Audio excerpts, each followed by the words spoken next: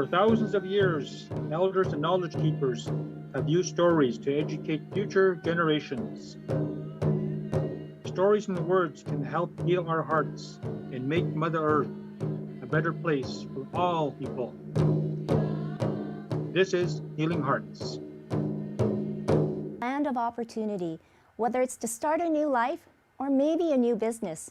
So tonight we go towards and look towards the business and entrepreneur sector, bringing Indigenous and newcomer communities together to share their lived experiences and challenges along the way. So let's begin Healing Hearts.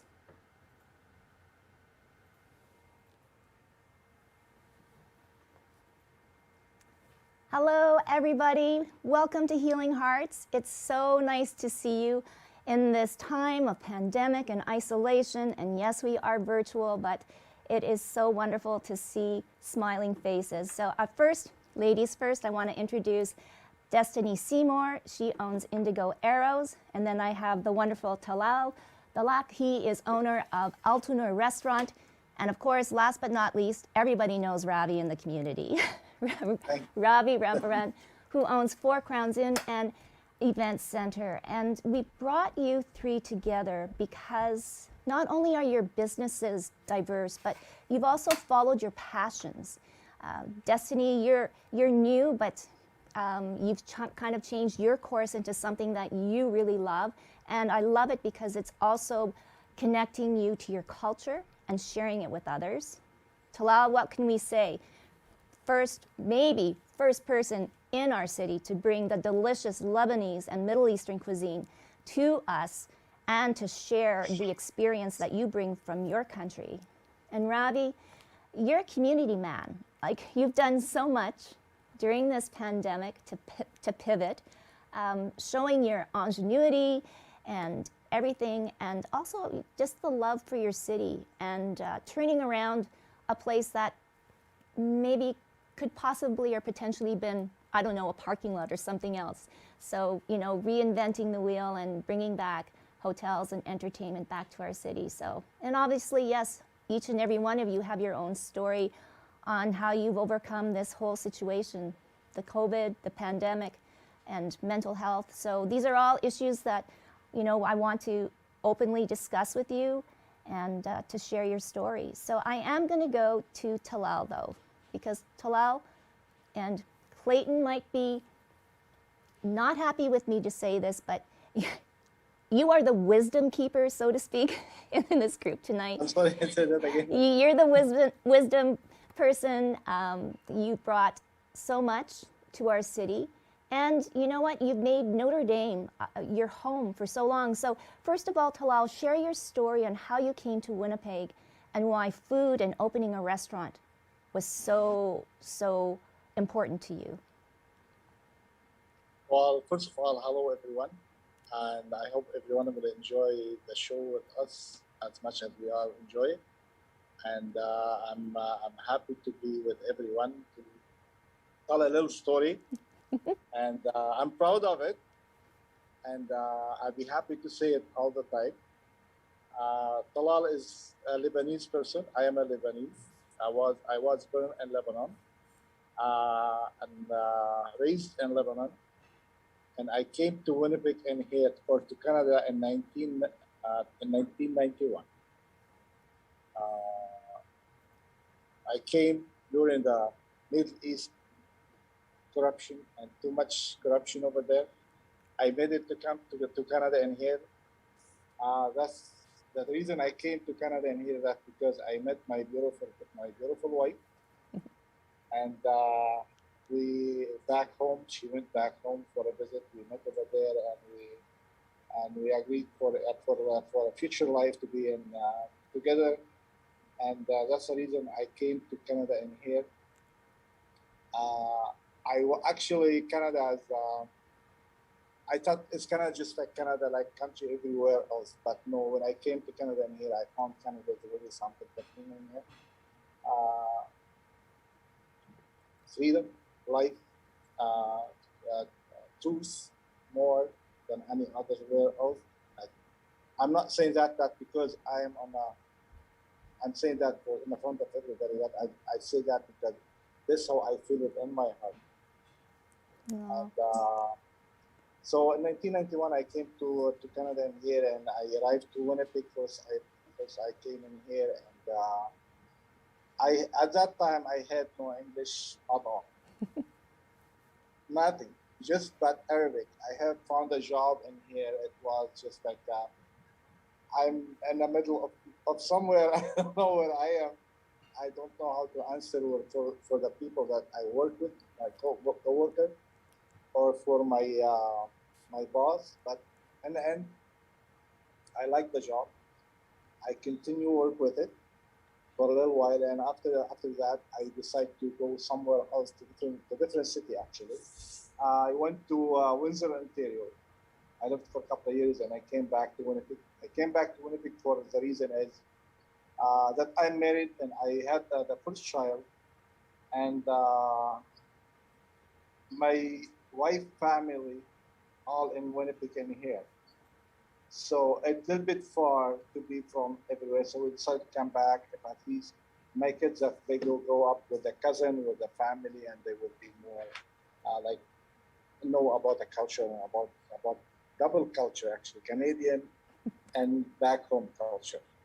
So that's why I came back to Winnipeg. I decided to go to Calgary, and I came back, and I went to Ottawa. Honestly, I tried Ottawa, and I came back and here because when I came here, I lived in Winnipeg and here for a couple of years, and kind of I got used to the life in it, for the people more friendly, more, and that's not a big city, not a too busy city, but so that's the reason I came back to Winnipeg and here. And also when I came back in here, I worked because I couldn't open the business when I came. Mm-hmm. First, I came because of my language. I worked in a few different places, and in the end, I stuck with the work at Kitchen. I didn't start, but actually, that's the longest period that I worked at Kitchen Craft. I worked for about 5 years with them, and after 5 years, I decided that's it. I might move on my own, and I have to start what I've been dreaming to when I came to Canada and here to do. And I found out that Winnipeg that have at that time in 2005. In the year 2005, they had no food, no Lebanese food in Winnipeg. So I started on Alice, I think 616 Alice Avenue, Mm-hmm. with a business called Shawarma Time. We started, and actually, people start to love the food. Not too much people used to know about shawarma, what shawarma is. And it was my fault to keep it just shawarma. I didn't call it doner and the other word like or gyro or something like that, for more people to come open more. But in the end, people want to start to know what shawarma is, and it come from like fresh meat and all this, plus other stuff from like Lebanese food beside. So Canadians start to like that. The Winnipeg people in India start to like it so much. And the business started to go very, very busy at that time. I ran this business for about 13 years. After 13 years, we had a little family thing to do, like back home. And I decided if I want to close the business, and I know if I want to go back home, like going like to help my mother because she was need help at that time. Mm-hmm. So if I close the business, I know it's going to be for long term. It's not going to be 1 month or 2 months. It's going to cost me. I'm going to lose my customer. I'm going to be paying for a business, for a rent, for everything. So if I sell it, it's better than I put someone else in there to replace me to make my food, and probably my customer is not going to be happy, not going to be satisfied the way I do it, because they trust me. They come up with it because they get what they want. So in the end, I came to one decision that sold it and go finish your business back home. When you finish, you come back and start all over again. And that's what happened. I came back after that. I stayed about 2 years back home. And then after that, I came back to Winnipeg and here. I started looking for a place, and I found this place in here. I open up again, and we started. And my customer again, the one who used to know me from the old business, when they start to find out about me, they start to come back in here, and business was doing good. First we opened until the unlucky COVID-19 hit everywhere in the world. Not just Oh, me. It no. was problem for everybody in the world. So I have to And ask, big business I was just in want to the- ask you, Talal, what makes your food stand out? We do have some photos and it looks so delicious, but any kind of secrets that you can share with us on what's your, you talked about the shawarmas, but what else can we get at your restaurant, Altanour? what we could get. Yes. We now shawarma is starting to be almost everywhere. I Mhm. have my equipment when I decide to go open again in here. I had very limited equipment, but for the first business, because I wasn't sure if I go for a yes, this is a kabbi. That's a lovely kabbi. If you like, Yeah. I could give you some explain about it. Oh, not that one. Yes, this is made from fine wheat and ground meat. Ground meat could be made from chicken or beef or lamb or goat with the Wow. meat from the meat. Mhm. This one is made from beef. Wow. And we make it, the outsider is like a dough. When we mix it with ground meat and a fine meat, and plus we add some Middle Eastern spices. Mhm. And the stuff inside is ground meat with onion and a red pepper or yellow pepper, and we close it and we make it like a egg. This is a garlic potato. And what's this one? That looks like It's a potato. garlic potato. Okay. Potatoes? This is, Are they I'm potatoes? sorry. What are they? They are garlic potato. Yes, garlic potatoes. Oh my God. Yes, garlic Excellent. potato. Yes, yes. And the last, Cilantro, garlic, some other marinade in there. I don't want. yeah, this Sorry. is special. Oh, and this is my favorite. This is my favorite dish. That's a baba ganoush. Yes. That's an eggplant. Mhm. We bake it in the oven. We bake the eggplant in the oven, Mhm. and we take it out when we wait until it's little cold, and we blend it in a blender, and we add some sesame seed sauce. Also, there's some other stuff in it to make the taste to bring the taste like more delicious. Yes. Make it Oh. more delicious, and and this is the olive oil on top, and you make me. I'm fasting. You make me hungry with this picture. I know. I live with it. found I live it. I live with it every day. But Well, that's just And- it, Talal, too. I mean, for those of us that are not familiar with the cuisine, we think this is so amazing. no. I It's not know. hurting me at all. But for you, hurting me this for you, it's every day. I guess Yeah. quickly to kind of, and we will get into how you've kind of pivoted and how COVID has affected you. But for now, keeping it on a positive light for you, Talal, what is the biggest for you? Is it the customers coming in and knowing your name? Or it might be a combination of a lot of these things. Yes, this is the biggest thing for me. When you know what, in every business, everyone open for to make money, right? Mm-hmm. And honestly, when I get my customer to walk inside in here, I like to treat him like a friend. I like to treat him like it's not a restaurant, it's just like a club, community club. Doesn't matter where the person is from. We have so many different country in here, people from all over the world. And whenever when I have in here, for example, I be making falafel because I don't make it in the morning and I sell it in the afternoon. When someone requests it, then I'll make it fresh. But whatever who's in here, I just come up with a big heart for every person and offer falafel to try it. Wow. This is how this is when I get my customers smile at me after they eat. This is my payback for me before the money, because I know everybody, in a matter of fact, work for the money and work hard for the money. But when I give my food from my heart, I don't count how many pieces on a pita bread and how many pieces of meat on a plate. No, you I are. count how many smile I want. I want to count in the end of the day. You are going to see more smiles, and it's too bad because we should have done this whole show in your restaurant tonight. It would have been so great. We're going to get back to you because I want to kind of move on to Destiny. And I know, Destiny, your eyes were opening up wide when you were seeing all of those different food shots. And, you know, that kind of is a good segue into culture. And we'll get Yes. into that too. I mean, Talal has touched on that and sharing his culture. You've also done that, and you know, you're the youngest one in this panel tonight, but you come with such a, I want to say an old soul, in that I wrote beside your name, following your dreams. So I guess, you know, let's go back to the beginning because a lot of people don't know your whole story, Destiny, so, and how Indigo Arrows came to be. Yes. You with me again? Are you with me again? Yes, I'll come back to you.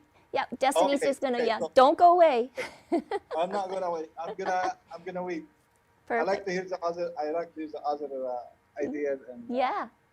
yes, please. Yes, Tracy, thank you so much for inviting me. I'm really excited to be here and hear about the other businesses. And yes, this past year has been so tough. So my name is Destiny Seymour. I'm an interior designer. I'm from Winnipeg. My family is from Peguis First Nation, and I grew up here in Winnipeg. I worked in an architecture firm for over 10 years. Loved it. Loved my coworkers. But the thing that I guess for me when I was working, I wanted to put fabrics and textiles and just products that showcased Manitoba's history.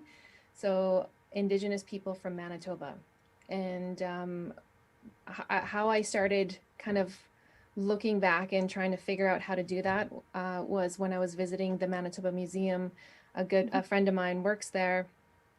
He's an archaeologist there. And he was showing me some of the pottery pieces. And Manitoba, actually, southern Manitoba has a very rich ceramics history. So we're talking like over 3,000, like thousands of years of pots, cooking pots and food storage pots, like for corn and squash. And they have amazing patterns that are stamped at the top of the pot. And these patterns change, and over the years, like, you know, for 1,000 years there'll be this type of pattern, and another 1,000 years this type of pattern, and they're trying to figure out the stories behind them and the teachings behind them. But what really struck me was that I never really knew about these patterns or this history, and this history that actually, like, where my ancestors are from. And so that's what sort of like was the starting point for me. But I'm an interior designer, and architecture is mainly you're at the computer all day long. It's not making fabrics and things like that. So I had to learn how to create these fabrics. So I started taking silk screen classes at Martha Street Studio in the evenings. I have a very supportive partner. My husband, he was like, yeah, go for it, do it. We had 2 little girls. So yeah, it was awesome. Like a couple nights a week, I would go and learn how to print. So it took a couple of years of making prototypes, sourcing fabric, all that kind of stuff. And in 2016, I quit my day job. I still work very closely with the architecture firm that I was with. So I became a consultant, a design consultant, and at the same time started developing a home goods brand. So looking at creating table linens, so tea towels, napkins, table runners, pillows, and reviving these patterns that are thousands of years old. Wow. And so I didn't know that one day I'd be a tea towel maker, but I did. I became a tea towel maker, and I love it. And so here's a picture of one of the napkins. This pattern here is over 400 years old. It's from an elk antler bone scraper tool. So the tool is about that long, and all of the patterning was carved around this tool and uncovered in one of the archaeological digs, and it's at the museum now. And this pattern here these are the pottery patterns. Those would be stamped around the rim of the pot. And so what I do is I don't do an exact replica of the pattern. It's inspired by the pattern, and then I kind of create, my patterns are very minimal. So everything's on linen. And so this pattern here is over 3,000 years old. And this is actually directly from where my family is from, the land where my family is. And this here is a table runner. And it's the same pattern. So all the patterns are also named in Anishinaabemowin. And so it's reviving language. This pattern is called Niswe. All the patterns, my dad helped me name the patterns, and they're actually quite simple. The first one you saw there was called Bejig. Bejig means one in Anishinaabemowin. So this was the first pattern I started sketching and designing and creating. So these fabrics are now, I get them printed on large rolls so that I can get color. So this is full color on linen. It's a Canadian company in Ontario. So I guess I can kind of talk about a little bit about when COVID happened, like all the shipments shut down for me. I used to do pop-ups at the local markets, and that's kind of where I would ramp up for like the spring market, summer markets, and then of course fall was my really busy time. And so fabrics the shipments just stopped, and I thought, okay, well, I was still doing architecture, so I have all my products or my projects, but the pop-ups ended, of course, and then the fabric, but what happened was really crazy, is because everyone was home, my sales went up, but I had no stock. So that was a little tough. And so trying to figure out, also Martha Street Studio, where I was printing fabrics, because I still hand print. This is like one of the pieces that I use to create screens. But Martha Street Studio closed down. They weren't open to the public or even renters. And so I had to change things here in our home. I'm in the basement right now, and my husband helped me set up sort of a home studio. So I was printing at home once the fabrics would come in. So yeah, it was just very, very different. But yeah, my whole, I guess, Indigo Arrows is all about, this is the studio. But one thing that, I guess the positive thing, my 10-year-old daughter took this photo. She got into photography. We were spending more time together because we took them out of school. So she started taking photos and just being with me. Yeah. And so the whole reason I started Indigo Arrows too was it was really tough every Sunday evening, knowing I had to get back to work, and, just not having a flexible job, and in case I had to be home with them. So yeah, they kind of inspired my whole business. And so now to have her be involved in, my other one is like, I don't want anything to do with it. Well, you know what? Yeah, at least you have one of them. Oh no, it's like, what a beautiful story. And just a way too, I can't imagine, I mean, when your father is helping you name these and what it means not only to you, but to them. And then when you hold a napkin, or, you place your table runner on your table, I think definitely you must feel like a different connection, right? On a different level. Like it's not just, something very special. Yeah, my parents, they're survivors of residential school. So, for them growing up, not being able to speak their language, the family connections, not being able to talk to their brothers or sisters. So all those kinds of things, and just going home once a year. So, having my dad involved, he's still really involved. He just like having fun with him, like naming the patterns. The only thing is I can't have him at pop-ups because he gets really mad if people don't buy anything. So you'll see this little guy that like just mad at, so he's not allowed to come to pop-ups anymore. But Oh. yeah, so it's quite, yeah, my parents are really happy. Also, like we have the patterns all over the house. When I was in architecture, I really couldn't find indigenous, like Canadian indigenous design or designers that were also in magazines or books, things like that. So I've been very fortunate over these last, like these 4 years that I've been in business, that I've been in magazines. And so I show my daughters and I'm like, look at this. This is what, so they're not that impressed. They actually barely even glance at it.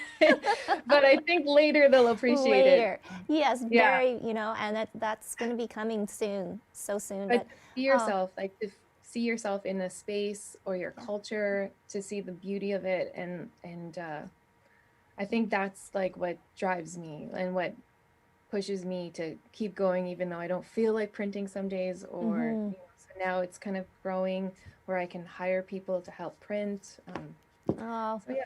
well, and I think too that's, I mean, all three of you, and I guess myself included, when you own your own business and you're doing what you love, it's not really work. And that's another introduction to Ravi, who I know for you, probably your business, well, and so as the other two for Destiny and Talal, but for you, I mean, a hotel owner and, event, planner and, hosting events and everything like that. These last, year and a half, now we're already in 2021, has been a real learning curve. But let's start at the beginning, Ravi, and how you got into the whole hotel business, or, how did you get into it? And what's your connection with Winnipeg? I don't know this story. Yeah, so I'm pretty privileged. I was born here. Hey. So I'm a lucky one. So I guess I'm second generation in. My parents moved here from Trinidad. Caribbean culture, very food-based culture and social culture and party. And yeah, no, I was very lucky to be born here. And part of me growing up, we went back to Trinidad almost every year growing up. That's where most of our family was, and my parents. So I'm well versed in what it's like there and how things work. And no, I grew up in Charleswood, and yeah, life was not too bad. I went to public school and then graduated from a private school, and just worked my tail off, and ended up in hospitality. My first job was Boston Pizza. I was in the kitchen there, and then I got an opportunity to work at a more home cooked style restaurant at the Forks, the famous Indies Caribbean restaurant. Yes. So I don't know if you guys know about that one. Yeah. But from there, I just loved the idea of working in a restaurant, and eventually I wound up here. So.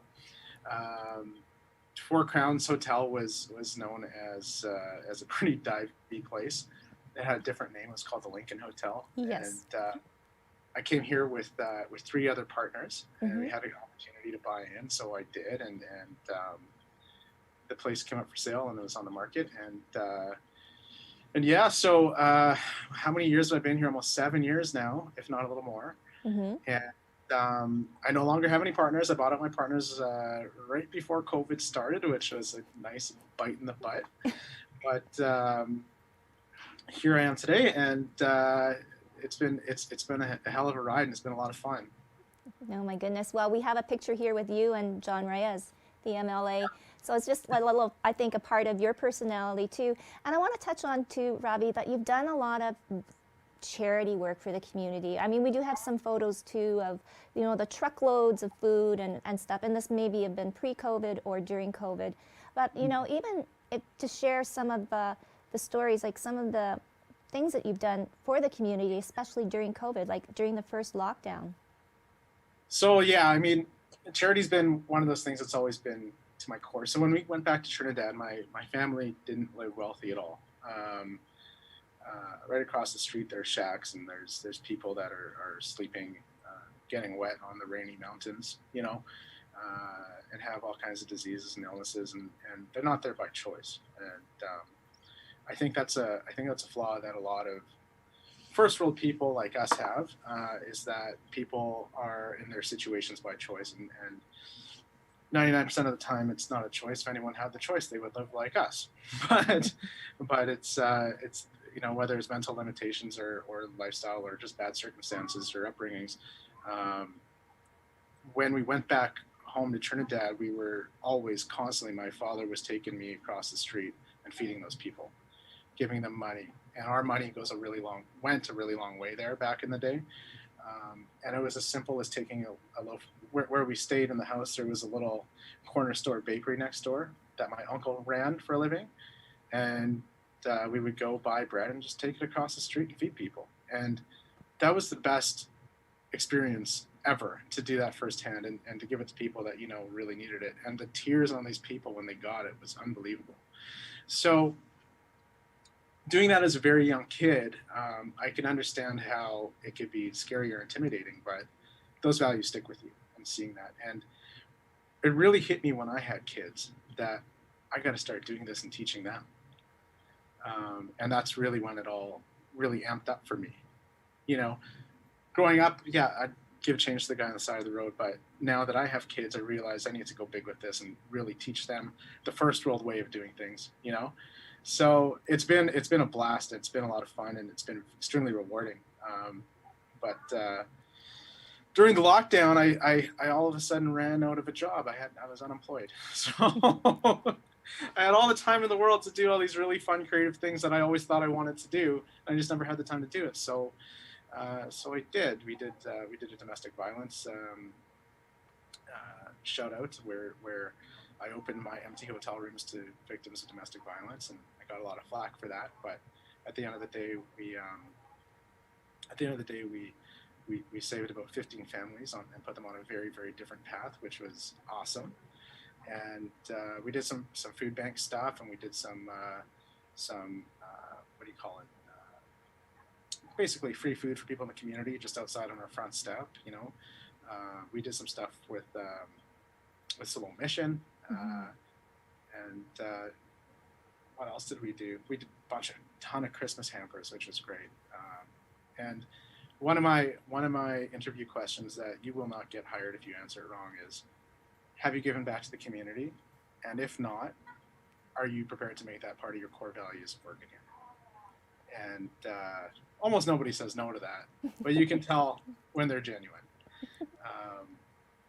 But yeah, now we're turned back on as a business, which is great and exciting. And even though we're still not making any real money, I'd rather have things like this than be locked down. But like I said earlier, Tracy, it's this is an awesome thing to have on your resume. I'll tell you that. It certainly is.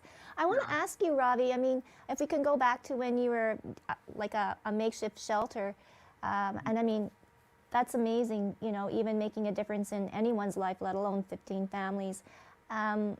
What did you learn, or what surprised you the most when you heard of these horrific stories and seeing these women and children homeless? Yeah, it's unbelievable to see the monsters that really exist in our world right here in our backyard. The stories were surreal, like unbelievable. I mean, like where we stayed in Trinidad growing up was it was third world, and there was a lot of alcohol abuse and a lot of not so much drug use back then, but there was a lot of I would say similar behaviors to what we see in our lower standard of living areas here in Winnipeg, and I thought I was pretty used to that behavior and well versed in it, and knew how to handle it. And when I started to take these phone calls, I realized I had no idea what I was doing. So it was a sharp learning curve. I told the people at the front desk, anyone that calls, just forward them to my cell phone. I'll pick it up, doesn't matter, 24/7, right? And oh my God, I couldn't believe it. I was like a hotline for domestic abuse. It was unbelievable. And I thought, wow, these organizations that actually do this for a living really need to start advertising on Facebook. Because I started getting calls, and I said, well, did you talk to the domestic abuse hotline yet? No. Okay. Did you talk to the police yet? No. Did you talk to any shelters yet? No. I don't know how to get a hold of any of them. I just saw your number on Facebook and we called. Wow. Okay. So it was very, very enlightening. And it was pretty hard work. And there was a lot of really messy scenarios where police got involved in each one, actually. And it was just for everyone's protection, for the victims. Yeah. For ours. I mean, and that's just one example of what you've done. You know, let's talk about this now. I mean, opening your doors, and you know, there are people that are desperate. You know, they've lost their jobs. You know, they might have mental health issues and whatnot. You both, Ravi, your doors are open. Talal, your door is always open too. What has it been like with the people that are slowly coming back to the restaurant? You have to unmute yourself, Talal.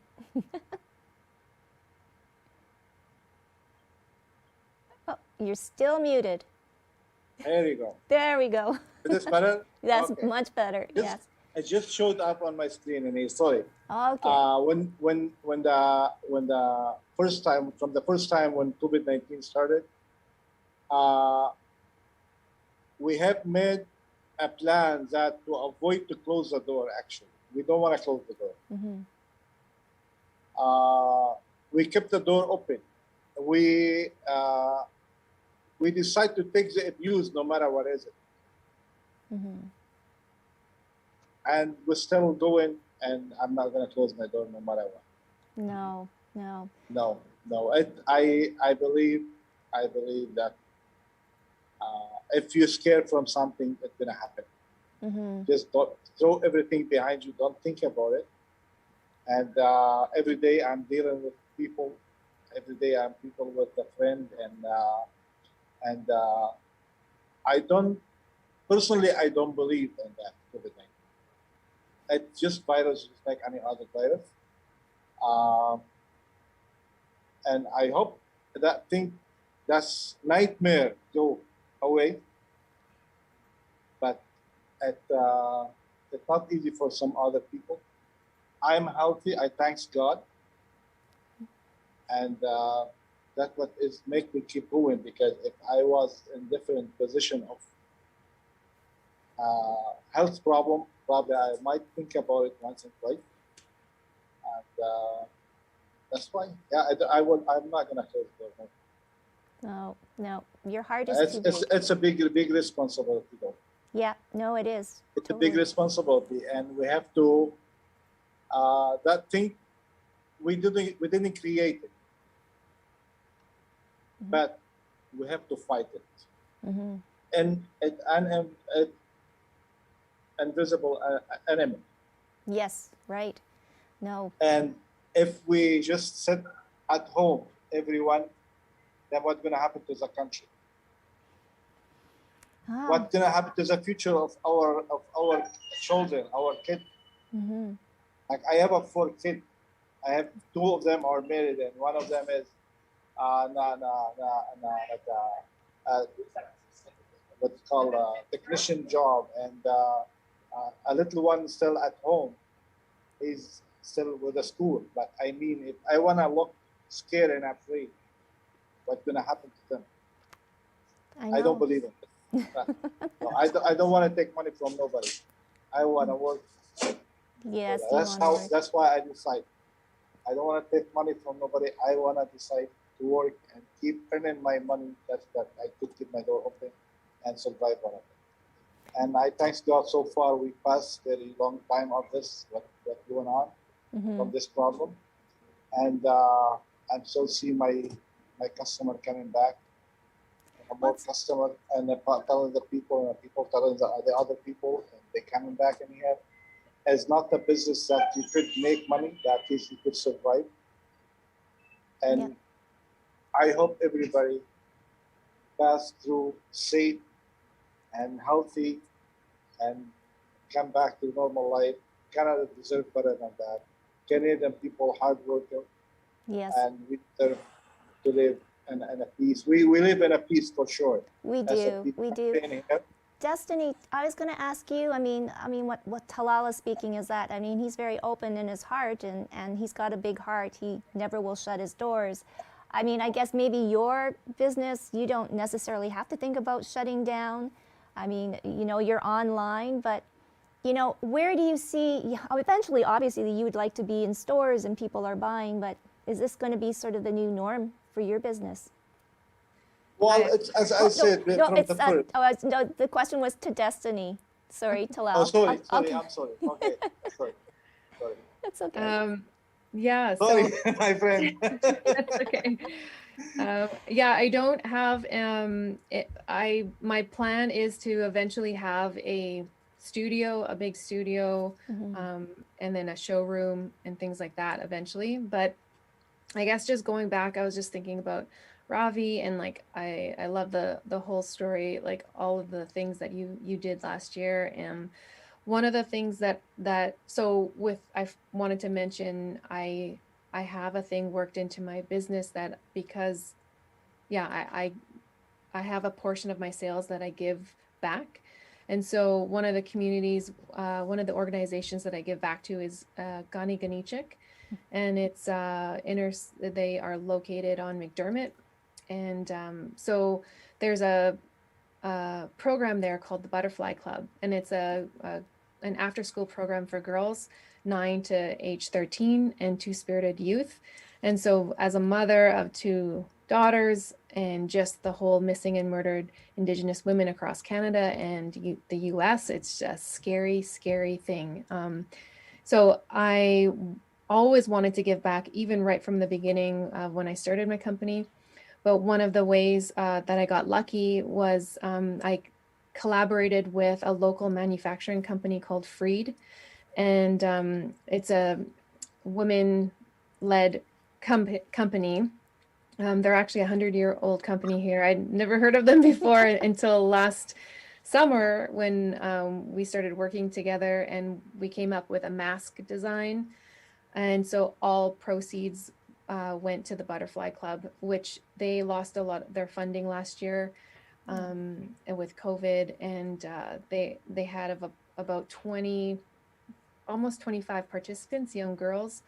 And so we were able to raise money to get them all tablets so that they can do virtual after-school programs.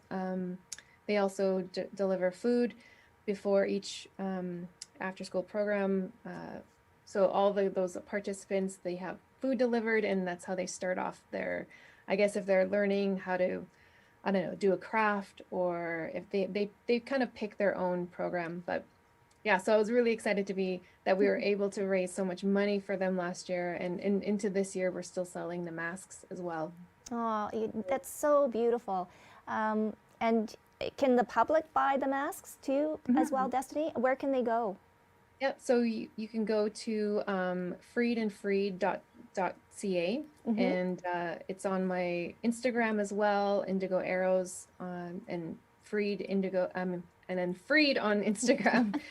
But there's links there. Perfect. And it'll link you right to the website, and so all the masks are there, and it tells a little bit too about Gani Ganichik, and yeah, so we got to meet all the kids too, and they all got masks. And yeah.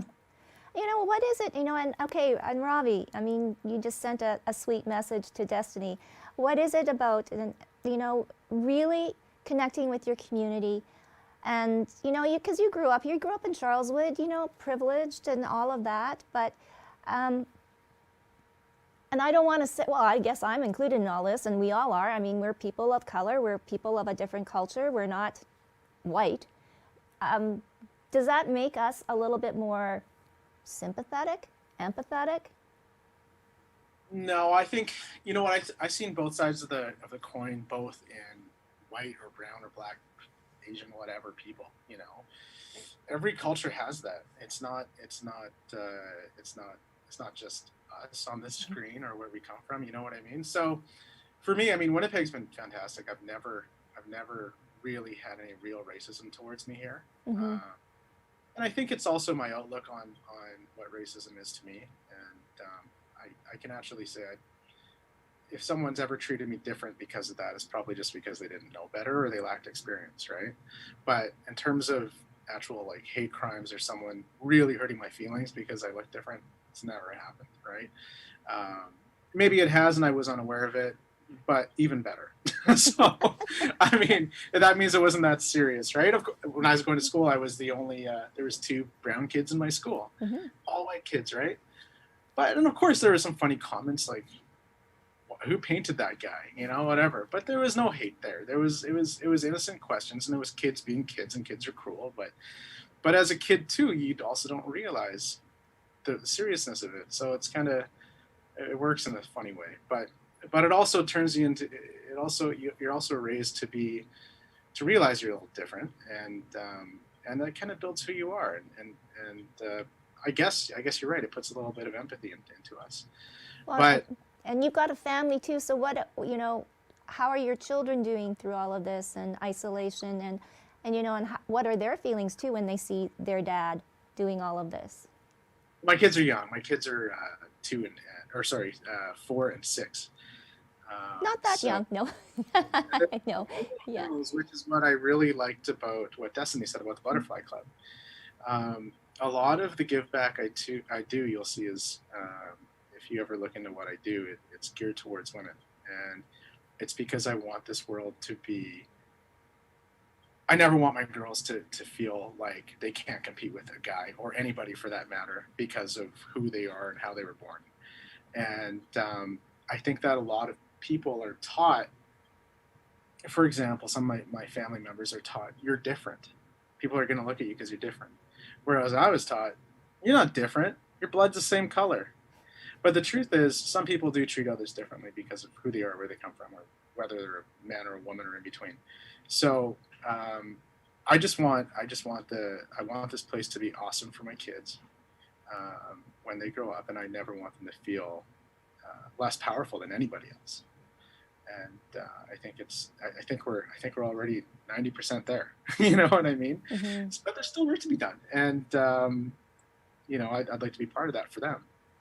Yeah, well, definitely the circumstances that we're in now, I mean, I think definitely the playing field has leveled off a bit because, you know, we are all in this in some way, shape, or form together.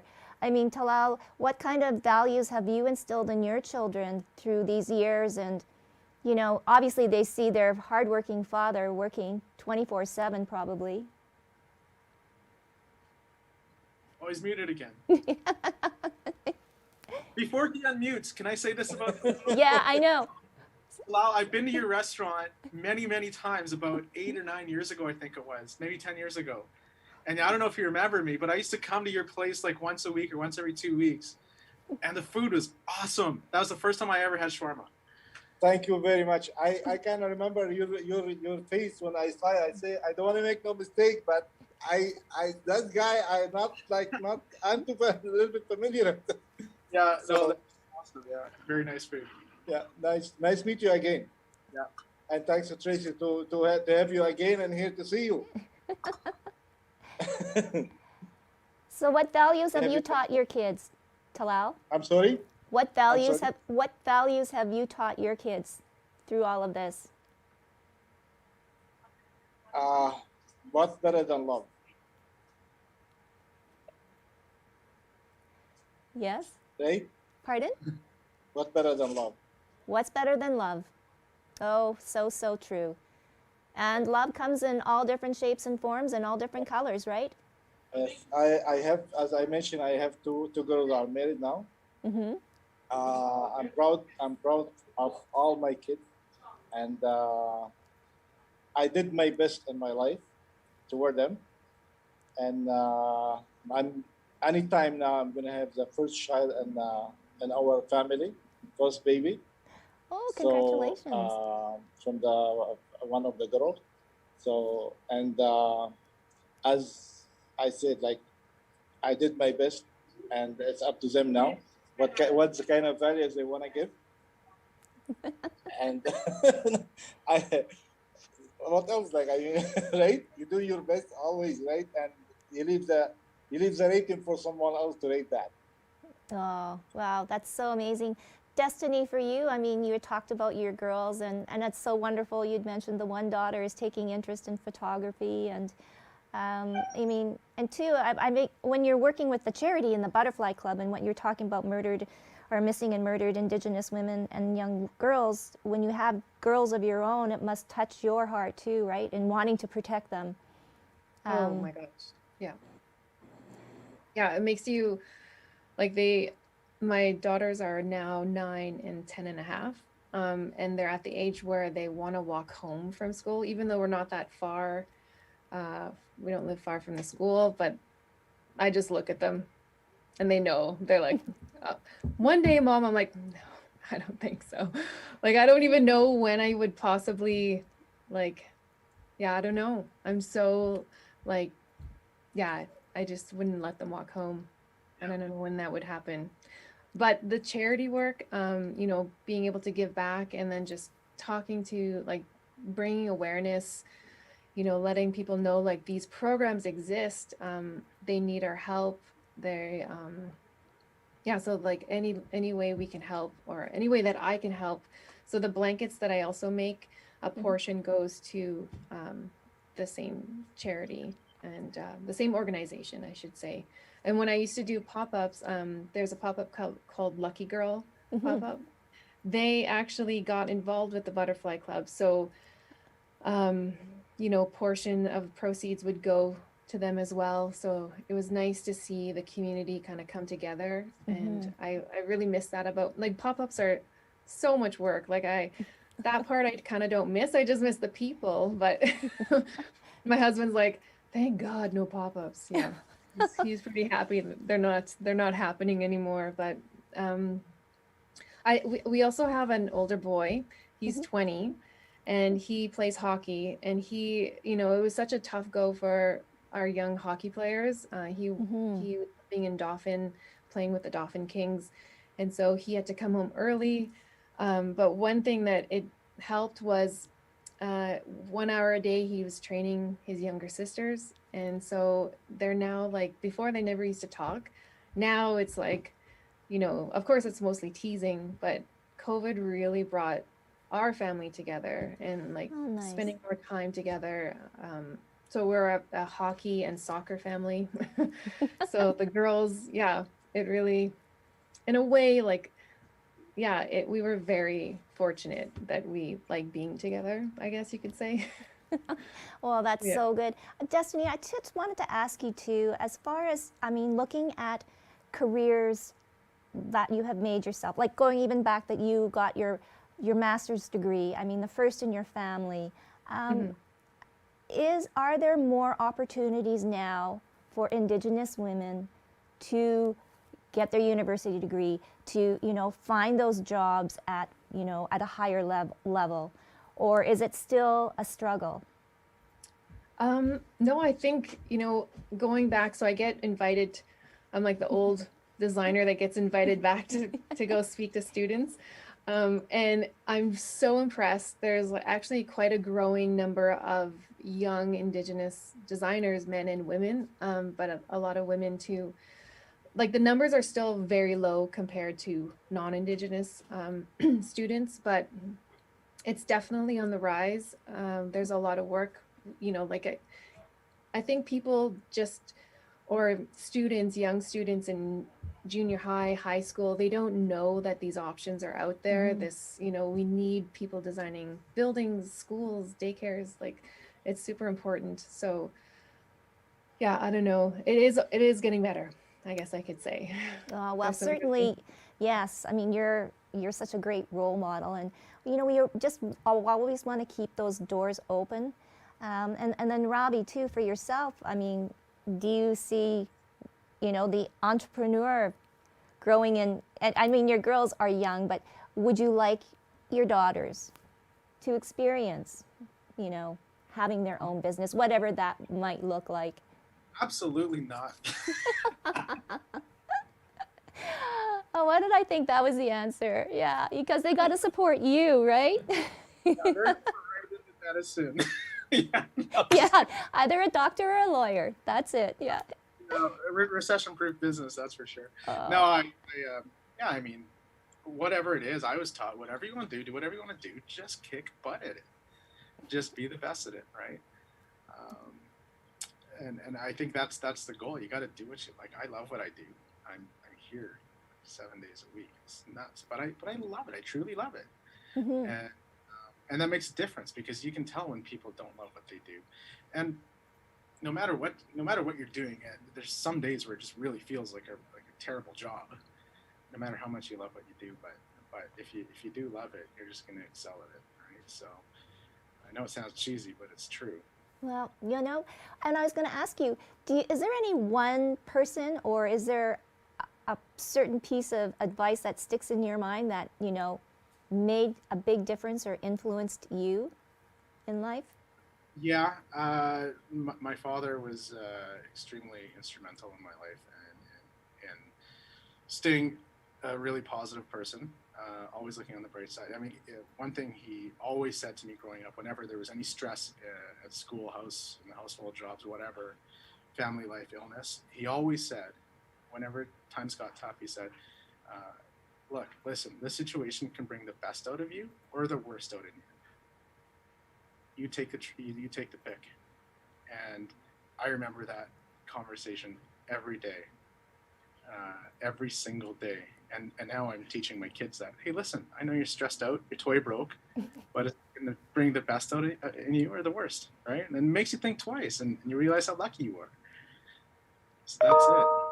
Oh, you make it sound so interesting. I guess maybe your next thing should be just giving free parent tips or advice. Oh, Tips from yeah. Ravi. No.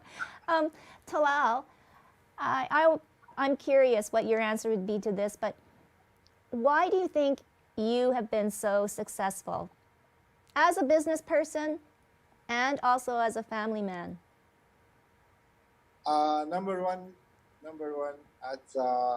that's what I believe in. That a person have to be, number one, honest with himself, especially if you want to step into to build up a family. You gotta go make. You gotta turn into a different life. When you get married, you have to step in different step. You gotta step up or ahead. I have a responsibility. I have to be honest as no more young person before. That's kind of step I took from the first time when I got married. Decide to be an honest person, no matter what. Lie, if I want to lie to someone, that's how I feel about it. I want to lie to someone that I have no respect for him, for the person. So I don't want to lie, and I don't want nobody to lie to me. I want to be in the right position from the first time, because if I do something wrong, my kids gonna see me, gonna hear about it. I'm gonna be in a trouble because they're probably gonna follow me, follow what I did. If I say why you do that, they say, well, you did this, so I don't want to go through that. That's a number one as a person with a family. Number two, love my job. I do my best to make my customer happy. Mm-hmm. Make sure that's some money the customer gonna pay. It's my advice for everybody. Work hard for the money. Again, I will say that everyone will work hard for the money. When someone gonna go to buy, gonna come to my place, gonna trust me to put the food inside the stomach. Number one. Number two, have to be satisfied with the amount. Have to be satisfied with the taste, and then that is make the person be successful with the business. And honesty is the best thing in a life that you could go anywhere without no visa, no passport, no nothing to any other people. Oh my goodness. That's how is in me. That's how I think. That's how I feel. And that's why you're so successful, I think. I mean, I'm I'm getting the proud feeling. of myself. I'm proud of myself. I came to this country and I established myself this as a second business I opened, and I thanks God for everything. And I believe that it come with the help from God for sure, and everyone have to work. No, I don't believe in it's just like wait for God give me this and just stay home. No, I don't believe in that. I believe that we have to. Destiny, Yes. for you, was there one person or maybe two people, and what was a pivoting moment for you? And I guess maybe that could go back to when you said goodbye to your former job or your architecture job and opening up. Well, I would say actually, so I would say both my parents were very hard workers. So even though they, went through residential school, I don't know, they seem to still be happy and know that you had to work hard. So my mom had a hair salon on Sargent in the West End, and I kind of grew up in a hair salon, thinking one day I'm going to be a hairdresser because I want to be just like her. And my dad, though, was also like he traveled across Canada and worked in Indigenous communities on healing, so sexual abuse, substance abuse, and he was a consultant and went into communities to help them. So he always wanted me to be a psychologist, and my first degree, I got a psychology degree, but flew to Japan to teach English and phoned my dad and said, I'm going to go into architecture. I was too scared to tell him in person, so I told him all the way from over there. But I'm very close to my parents, even today. And now that they're older, I'm the one taking care of them now. So there's sort of like an added responsibility there. So that's what drives me, like, to keep pushing and to, work hard all the time. Is like, I have my parents I got to take care of and my own family. And yeah, so I guess hard work. Also, my daughters shadow everything I do. So like I sketch and I'll tape up patterns that I'm working on all over the house. And then down below, there's little sketches that they stick to the wall. So they, or they'll draw like a construction paper and fold it up and say like, you can sell these at your pop-up, so they're, yeah, I guess family is really important to me, and I'm sure to everyone here. And, but that's my biggest, I guess, driver for me. Oh, well, again, such an amazing story, and all of your stories are so wonderful. I mean, Talal, I knew that you were like this fountain of information and experience, and has made your restaurant another icon in the middle of Notre Dame, and Ravi too. I mean, we've reconnected in so many different ways, and with your community, I see the commonality is that you're all passionate, you're all dedicated, and you see the person first, not the color of their skin or how much money they have or what title they have. You see the person first. And if I can steal Talal's line, is like, what's better than love? And I think that's the first step towards getting rid of racism, getting rid of all the ugliness that we've all been living with. And I know that these are tough times for everyone, but I know we want to get back and to support businesses like yours, Destiny, and so that you can support your charity. We want to support Ravi so he will continue to work and support all of the community efforts around his business. And Talal, well, you just want to keep your doors open and feed the hungry, which is the most basic thing that you can offer and the most wonderful thing that you can offer. So really, on the behalf of all of us here, big thank you to Immigration Partnership Winnipeg and Hani as Talal's good friend, and Knowledge Keeper Clayton Sandy. They are the co-creators of this program, and it's allowing me and everybody else that's watching on Facebook and streaming live on YouTube to hear your stories, which I think are really important to share. So thank you all. Stay safe and stay healthy, and we wish you a very good evening. Thank you for joining us. This is fun. Thank you.